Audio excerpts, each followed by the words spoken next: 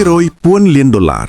នេះគឺជាចំនួនទឹកប្រាក់ដ៏មហាសាលដែលមន្ទីរបញ្ជាក់កូនទើបតែដាក់សុំទៅសេតវិមានដើម្បីបន្តសង្គ្រាមនៅអ៊ីរ៉ង់គ្រាន់តែសប្តាហ៍ដំបូងអាមេរិកចំណាយអស់ 11,000 លានបាត់ទៅហើយតែលោក Trump ដែលធ្លាប់តែរិះគន់ការចាយលុយនៅអ៊ុយក្រែននឹងសម្រេចចិត្តបែបណាតើនេះជាសង្គ្រាមការពារជាតិឬជាអន្ទាក់ស៊ីលុយជាតិថ្ងៃនេះ VT Today នឹងលាតត្រដាងតួលេខដ៏រន្ធត់នេះ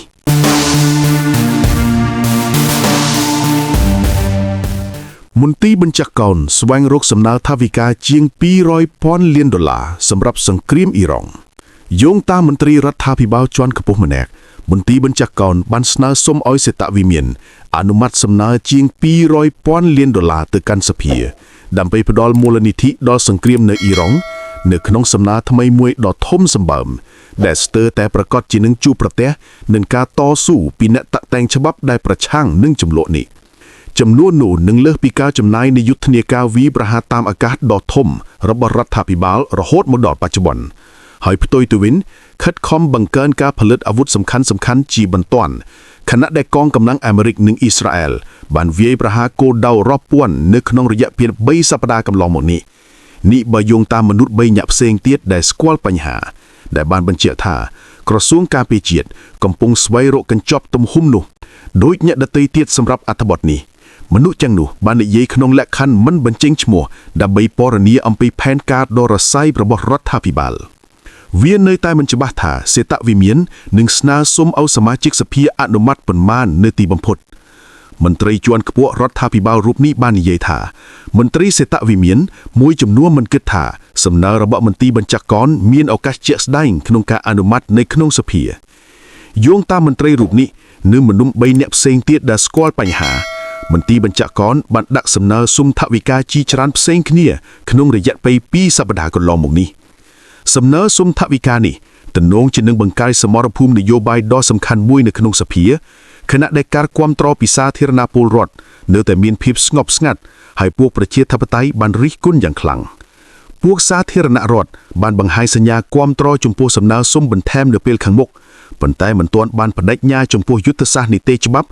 ឬមិនទាន់បានរកឃើញផ្លូវច្បាប់ដើម្បីលើសកម្រិតសម្លេង60របស់ព្រឹទ្ធសភានៅឡើយទេលោកប្រធានាធិបតី Donald Trump បានធ្វើយុទ្ធនាការបញ្ចប់ការផ្សេងព្រេងរបស់អាមេរិកនៅក្រៅប្រទេសហើយជាជាងចប់បានរិះគន់រដ្ឋាភិបាលលោក Biden ចំពោះចំនួនទឹកប្រាក់ដែលបានអនុម័តដើម្បីផ្ដល់ហិរញ្ញវត្ថុដល់សង្គ្រាមនៅអ៊ុយក្រែនយោងតាមអគ្គអង្គរដ្ឋកិច្ចការពិសេសរបស់សហរដ្ឋអាមេរិកសម្រាប់ប្រតិបត្តិការ Atlantic Resolve ក្រសួងការពារជាតិបានបដិសេធមិនធ្វើអត្ថាធិប្បាយហើយសេតវិមានមិនទាន់បានឆ្លើយតបភ្លាមចំពោះសំណើសុំការអត្ថាធិប្បាយយោងតាមមន្ត្រីជាច្រើនការចំណាយលើសង្គ្រាមនៅអ៊ីរ៉ង់បានកើនឡើងយ៉ាងលឿនលះលើសពី 11,000 លានក្នុងសប្តាហ៍ដំបូងតែមួយហើយយូរមិនក្រោយពីយុទ្ធនាការរួមគ្នារវាងអាមេរិកនិងអ៊ីស្រាអែលបានចាប់ផ្ដើមចុងខែមុននោះរដ្ឋាភិបាលលោក Trump បានចាប់ផ្ដើមរៀបចំសំណើសុំថវិកាបន្ថែមដើម្បីជួយគ្របពើនឹងការចំណាយគឺជាដំណើរការមួយដែលជើងជាប់ត្រូវបង្កើតឡើងដើម្បីធានាថាយោធាអាចនឹងរក្សាការត្រៀមខ្លួនក្នុងការការពារប្រឆាំងនឹងការគំរាមកំហែងនៅជុំវិញពិភពលោកសូម្បីតែក្នុងសង្គ្រាមក៏ដោយខាងក្នុងមន្ទីរបញ្ជាក់កោនកិច្ចកខិតខំប្រឹងប្រែងនេះបានដឹកនាំដោយអនុរដ្ឋមន្ត្រីក្រសួងការពារជាតិលោក Steven Feinberg ដែលបានផ្ដោតការយកចិត្តទុកដាក់អស់រយៈពេល1ឆ្នាំមកដល់ពេលនេះលើឧស្សាហកម្មការពារជាតិអាមេរិកនិងបង្កើនការផលិតគ្រាប់បែកមានកម្រិតពិសេសខ្ពស់ដែលបានកោសគៀទៅរហូតដោយពេលសង្គ្រាមដោយមនុស្សម្នាក់បាននិយាយថាការិយាល័យរបស់លោក Feinberg បានដាក់ចេញកញ្ចប់ថវិកាជាច្រើនក្នុងកិច្ចកខិតខំប្រឹងប្រែងដោះស្រាយបញ្ហាខ្វះខាតគ្រាប់បាញ់របស់មន្ទីរបញ្ជាក់កោនយ៉ាងលឿនហើយធ្វើឲ្យឧស្សាហកម្មការពារជាតិដែលពេលខ្លះគឺជាយឺតយ៉ាវរបស់ប្រទេសនេះភ្ញាក់ផ្អើលឡើងសូម្បីតែមុនសង្គ្រាមនៅអ៊ីរ៉ង់លោកប្រធានាធិបតី Trump បានទាមទារឲ្យមានថវិកាការពារជាតិ 1.5 លានដុល្លារគឺជាការកើនឡើងជាង 50% ពីឆ្នាំមុនវានៅតែមិនច្បាស់ថាតើថវិកាបន្ថែមនោះអាចគេបញ្ចូលក្នុងចំនួនសរុបនោះបានយ៉ាងណានិងថាវាគឺជាអ្វីការិយាល័យគ្រប់គ្រងនិងថវិកាសេតវិមានបានចោទប្រកាន់ចំពោះចំនួនសរុបនោះនៅក្នុងការពិភាក្សាក្នុងដោយបង្ហាញថាវាជារបស់ធំពេក លោកសមាជិកព្រឹទ្ធសភា Tom Cotton ប្រធានគណៈកម្មាធិការស៊ើបអន្ទូសង្ឃាតរបស់ព្រឹទ្ធសភាក៏បានទ្រង់ទ្រាយឲ្យរដ្ឋាភិបាលបញ្ចូលមូលនិធិបន្ថែមសម្រាប់សហគមន៍ស៊ើបអន្ត្រីសង្ឃាតនៅក្នុងកញ្ចប់ចុងក្រោយរបស់គេដែរអ្នកជំនាញបាននិយាយថាការប្រយុទ្ធប្រឆាំងនៅពេលខាងមុខឬសំណើសុំមូលនិធិរបស់មន្ទីរបញ្ជាក់កោនតំណងជាការតេស្តការនយោបាយនៃសង្គ្រាមដោយអ្នករីគុណត្រូវបានរំពឹងថានឹងព្យាយាមបំផ្លាក់វិធានការនេះជាសញ្ញានៃការប្រឆាំងរបស់ពួកគេចំពោះការចូលរួមរបស់សហរដ្ឋអាមេរិកនៅចំនួននេះលោក Mark Kensian អតីតកោប្រឹក្សាជាន់ខ្ពស់នៅមន្ទីរបញ្ជាក់កោនដែលឥឡូវនេះវិភាគថវិកាការពារជាតិនៅស្ថាប័នសហគមន៍គីបបាននិយាយថាយើងបានធ្វើការប៉ាន់សមានថ្លៃថ្នូរនៃសង្គ្រាមតាមរយៈទិន្នន័យមានកំណត់ប៉ុន្តែមានភាពមិនប្រកបជាច្រើនហើយសភាចង់ដឹងថាសាច់រឿងនេះគឺជាអ្វីហើយបារដ្ឋាភិបាលស្នើសុំលុយបន្ថែមនឹងមានការប្រយុទ្ធប្រឆាំងនយោបាយដ៏ធំមួយពីព្រោះអារម្មណ៍ប្រឆាំងសង្គ្រាមទាំងអស់នឹងព្យាទុំចំពោះសំណើនោះអ្នកជំនាញបាននិយាយថាបញ្ហាបន្ថែមមួយទៀតចំពោះសំណើណាមួយគឺជាការកំណត់ថាតើឧស្សាហកម្មការពារជាតិអាមេរិកអាចបង្កើនការផលិតលឿនបានប៉ុណ្ណាដែលជាកំណត់ដោយចំនួនកម្មករដែលមានកម្លាំងផលិតនិងទាក់ទងសំខាន់ដោយខេមដើម្បីសាងសង់អាវុធដ៏ធន់ធានរបស់យោធាការបោះបង់លួយខ្លាំងទៅលើបាសឧស្សាហកម្មមិនចាំបាច់ធ្វើឲ្យអ្នកទទួលបានរបស់លឿនឡើយប៉ុន្តែអ្នកពិតជាមិនទទួលបានវាលឿនឡើយប្រសិនបើអ្នកមិនធ្វើដូច្នោះទេលោក Elaine McCasker អតីតអនុរដ្ឋមន្ត្រីការពារជាតិ STM ដែលឥឡូវនេះវិភាគថវិកាការពារជាតិនៅស្ថាប័នសហគមន៍គីបបាននិយាយថាការវិនិយោគច្រើនទៅលើបាសឧស្សាហកម្មមិនចាំបាច់ធ្វើឲ្យអ្នកទទួលបានរបស់លឿនឡើយប៉ុន្តែអ្នកពិតជាមិនទទួលបានវាលឿនឡើយប្រសិនបើអ្នកមិនធ្វើដូច្នោះទេលោក Jerome H. Powell បាននិយាយកាលពីថ្ងៃពុធថាលោកនឹងនៅតែជាប្រធានធនាគារសហព័ន្ធបន្ទាប់ពីអាណត្តិរបស់លោកផុតកំណត់នៅពាក់កណ្ដាលខែឧសភាដរាបមកអ្នកស្នងតំណែងរបស់លោកមិនទាន់បានព្រឹទ្ធសភាអនុម័តនៅឡើយនោះគឺជាលទ្ធផលផ្ទុយពីអ្វីដែលលោកប្រធានាធិបតី Donald Trump បានជំរុញអស់រយៈពេលជាច្រើនខែមកហើយលោក Trump បានធ្វើយុទ្ធសាស្ត្រដ៏ខ្លាំងក្លាមួយប្រឆាំងនឹងលោក Powell ដោយទាមទារជាសាធារណៈឲ្យកាត់បន្ថយអត្រាការប្រាក់យ៉ាងខ្លាំងនិងពេលខ្លះគំរាមកំហែងថានឹងព្យាយាមដកលោក Powell មុនពេលអាណត្តិរបស់លោកផុតកំណត់រឿងនេះបានជួបដល់ចំណុចកំពូលនៅពេលដែលក្រសួងយុតិធម៌បានបើកការស៊ើបអង្កេតព្រមត្តនទៅលើលោក Powell ជុំវិញការជួសជុលការិយាល័យចំនួន $2.5 លាននៅធនាគារកណ្ដាលសម្ពាធនោះបានបង្កផលវិបាកលោក Tom Tillis សមាជិកព្រឹទ្ធសភារដ្ឋ North Carolina ដែលជាសមាជិកសំខាន់ម្នាក់របស់គណៈបក្សសាធារណរដ្ឋនៅក្នុងគណៈកម្មាធិការធនាគារព្រឹទ្ធសភាបានបដិសេធមិនអនុញ្ញាតឲ្យការតែងតាំងលោក Walsh ជំនួសលោក Powell បន្តទៅមុខរហូតដល់ការស៊ើបអង្កេតរបស់ក្រសួងយុតិធម៌ទៅលើលោក Powell ត្រូវបានបិទដែលជាឧបសគ្គមួយដែលបានធ្វើឲ្យពេលវេលាកំណត់របស់រដ្ឋាភិបាលស្ថិតនៅក្នុងភាពមិនច្បាស់លាស់និងអាចពង្រីកអាណត្តិរបស់ប្រធានដែលសេតាវិមានបានចំណាយពេលជាច្រើនខែដើម្បីព្យាយាមរុញច្រានចេញ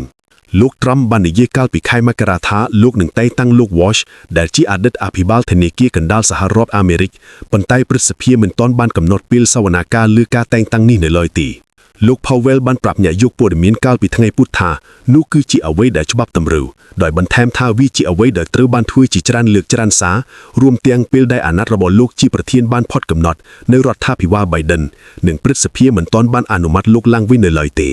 លោក Powell ក៏បាននិយាយផងដែរថាលោកមិននឹងចោះចេញពីតំណែងធនាគារសហរដ្ឋអាមេរិកទេរហូតដល់ការស៊ើបអង្កេតរបស់តុលាការត្រូវបានបញ្ចប់សូម្បីតែបន្ទាប់ពីលោកចោះចេញពីតំណែងជាប្រធានក៏ដោយលោក Powell អាចជ្រើសរើសស្នាក់នៅរហូតដល់ដើមឆ្នាំ2028នៅក្នុងនាមជាសមាជិកម្នាក់ក្នុងចំណោមសមាជិកទាំង7រូបនៃក្រុមប្រឹក្សាធនាគារសហរដ្ឋអាមេរិកនៅទីក្រុង Washington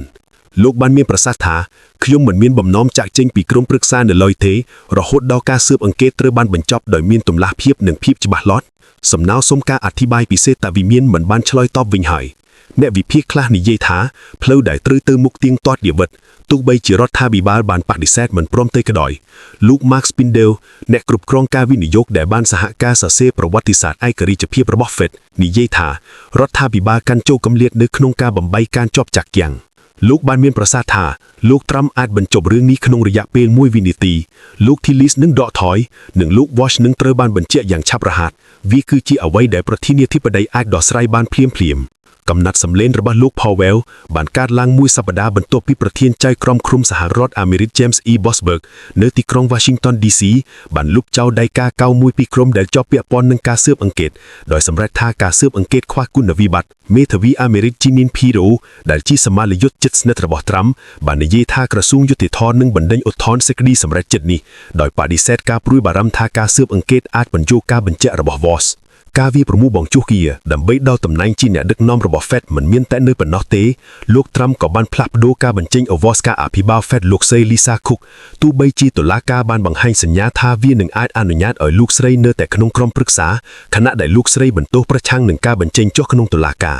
ដែលធ្វើឲ្យកិច្ចកោះខំប្រឹងប្រែងរបស់រដ្ឋាភិបាលក្នុងការធ្វើរចនាសម្ព័ន្ធថ្មីរបស់ក្រុមប្រឹក្សាធនាគារសហរដ្ឋអាមេរិកដែលមានសមាជិកទាំង7រូបជាប់ស្ទាក់ធ្វពាក្យថាបុគ្គលិកធនាគារសហរដ្ឋអាមេរិកក្នុងរយៈពេលសប្តាហ៍ម្ដងនេះជឿថារដ្ឋាភិបាលអាចនឹងព្យាយាមបើកការតស៊ូផ្លូវច្បាប់មួយទៀតដោយប្រកាសអូវ៉ាសការអភិបាលធនាគារសហរដ្ឋអាមេរិកម្នាក់ទៀតដែលប្រហែលជាអតីតជាផ្សារអេកមទីសម្ព័ន្ធសេដ្ឋកិច្ចរបស់សេតវិមានជាប្រធានស្ដីតេវនៅពាក់កណ្ដាលខែឧសភាតាមការប្រាប់ឲ្យដឹងដោយមនុស្ស2នាក់ដែលស្គាល់ពីការជជែកនេះដែលនិយាយក្នុងលក្ខណៈមិនបញ្ចេញឈ្មោះដើម្បីចែករំលែកការជជែកដ៏រ៉ាសៀលជាទូទៅអ្នកអធិប្បាយគណៈបកពាក្យក្នុងនានាការគាំទ្រលោក Trump បានបង្ហាញទៅយកក្តីផ្លូវច្បាប់ជិត50ឆ្នាំដែលបានសរសេរសម្រាប់សេតវិមានខាទេថាប្រធានាធិបតីមានអំណាចដើមក្នុងការតែងតាំងប្រធាន Fed ស្ដីទៅនៅពេលដែលមានកន្លែងទំនេរប្រជាជនបាននិយាយថាជាទូទៅធនាគារសហរដ្ឋអាមេរិកមានទស្សនៈថាការបកស្រាយនេះមានកំហុសវាមិនត្រូវបានសាកល្បងក្នុងតុលាការនៅឡើយទេហើយអ្នករដ្ឋាភិបាលណាមួយក៏មិនពឹងថ្នាក់លើវានោះឡើយនៅក្នុងសេចក្តីសម្រេចរបស់លោកដែលលុបចោលដីកាកៅមកកាន់ធនាគារសហរដ្ឋអាមេរិកចៅក្រមឃុំសហរដ្ឋអាមេរិក James E. Bosberg បានដាក់នាឡិកាមួយបង្ហាញថាតើរបៀបណាដែលការរិះគន់ជាសាធារណៈរបស់លោក Trump ទៅលើលោក Powell លើការហាប់រិខិតនឹងអត្រាការប្រាក់របស់លោកត្រូវនឹងការអាប់អាងប្រធានាធិបតីឲ្យក្រសួងយុតិធម៌ស៊ើបអង្កេតសត្រូវនយោបាយដែលលោកយល់ថាជារបស់លោកចៅក្រមបាននិយាយថា Pirro បានអនុវត្តបន្តបន្ទាប់តាមការណែនាំរបស់ Trump បានចាប់ផ្ដើមការស៊ើបអង្កេតកាលពីឆ្នាំមុនដែលចៅក្រមបាននិយាយថាត្រូវបានបង្កើតឡើងនៅលើផុសតាងស៊ូនគឿនរដៅម្ដាយដោដើម្បីសង្ស័យប្រធាន Powell សមាជិកខ្លះក្នុងគណៈកម្មាធិការធនាគារព្រឹទ្ធសភាដែលលោក Powell បានសរសេររបាយការណ៍មានការជឿថាលោក Powell មិនបានប្រព្រឹត្តបទក្រិមនៅឡើយពីនៅពេលសួរថាតើលោក Trump បានណែនាំនឹង Jeanine ធ្វើស៊ើបអង្កេតប្រធាន Fed ដែរឬទេនាង Pirro មិនបានបដិសេធច្បាស់លាស់ប៉ុណ្ណោះគ្រាន់តែនិយាយថាក្លេខារបស់ Bosberg ឥតមួយចំនួនមិនត្រឹមត្រូវក្នុងនាឡិកាវាលនាងបាននិយាយថាខ្ញុំនឹងចំបាច់ទៅនឹងអារិកខ្ញុំនឹងយកសំរុំរឿងពីអារិកប្រសិនបើអ្នកអាចផ្ដល់ព័ត៌មានដែលអាចនាំខ្ញុំទៅរកឃើញបទក្រិមមួយវាមិនមានបញ្ហាថាសំរុំរឿងណាមកពីកន្លែងណានោះទេ